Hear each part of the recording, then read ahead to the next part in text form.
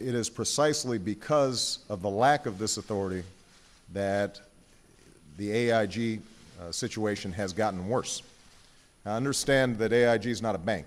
It's an insurance company. If it were a bank and it had effectively collapsed, then the FDIC could step in, as it does with a whole host of banks, as it did with IndyMac, and in a structured way renegotiate contracts, get rid of bad assets, strengthen capital requirements, resell it on the private marketplace. So we've got a regular mechanism whereby we deal with FDIC-insured banks.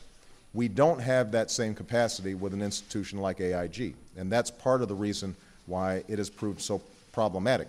I think a lot of people understandably say, well, if we're putting all this money in there, and if it's such a big systemic risk to allow AIG to liquidate, why is it that we can't restructure some of these contracts? Why can't we do some of the things that need to be done in a more orderly way? And the reason is because we have not obtained this authority.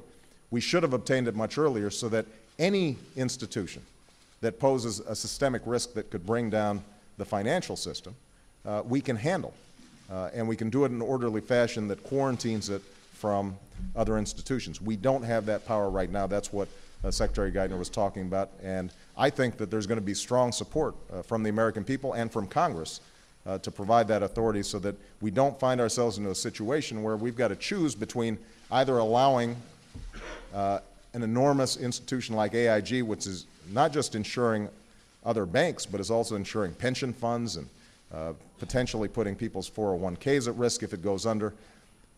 That's one choice, and then the other choice is just to allow them to take taxpayer money without the kind of conditions that we'd like to see on it. So that's why I think the authority is so important. Why should the public trust the government to handle that authority well?